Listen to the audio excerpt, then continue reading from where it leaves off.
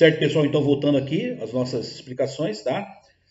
Nós falaremos sobre a vida nos engenhos, tá? Como era o componente social, né, da vida nos engenhos de cana-de-açúcar. Beleza, vamos lá então. O engenho reunia senhores, pessoas escravizadas e sacerdotes e diferentes tipos de trabalhadores livres, tá? E expressava em grande parte a sociedade colonial da América Portuguesa. Conheça agora alguns principais grupos sociais do engenho e suas tarefas na economia açucareira. Tudo bem? Pessoal, antes da gente começar a falar sobre esses aspectos aqui, é importante a gente lembrar de um detalhe, tá? Havia, durante esse período, intensa atividade religiosa no Brasil colônia, né? E aqui, no caso, um padre jesuíta, né, ele testemunhou, ele presenciou como era o cotidiano desse processo da exploração da cana, tá? E como era a dinâmica social, como funcionava a sociedade nesse período, tudo bem? O padre jesuíta André João Antonil, pseudônimo de João Antônio Andreoni, ele esteve na colônia portuguesa entre o século 17 e 18 e escreveu o seguinte sobre os engenhos. Tá?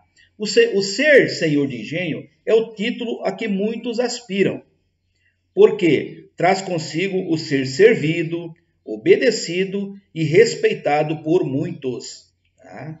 E se for, qual deve ser, homem de cabidal e governo, bem se pode estimar no Brasil o ser senhor de engenho o quanto proporcionalmente se estimam os títulos entre os fidalgos do reino.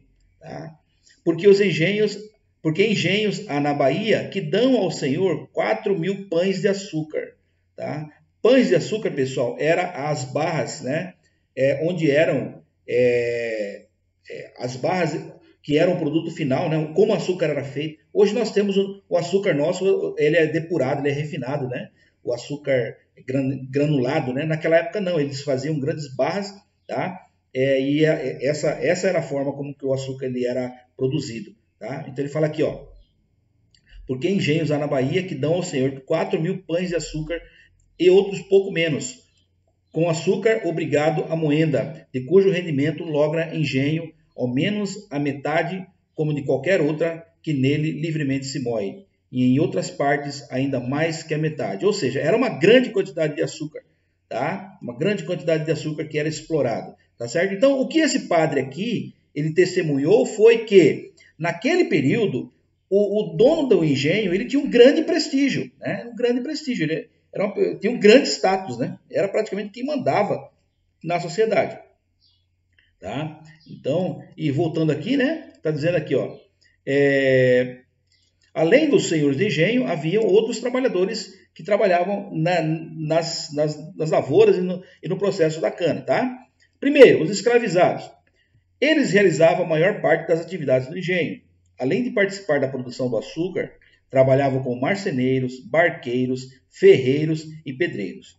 Muitos desempenhavam atividades especializadas, pois possuíam conhecimentos e técnicas que foram desenvolvidas pelos povos do continente africano, como a metalurgia, o artesanato, a arte da construção de objetos e edificações. Lembra-se que nós comentamos que as pessoas eram roubadas, sequestradas e vendidas como escravos, né?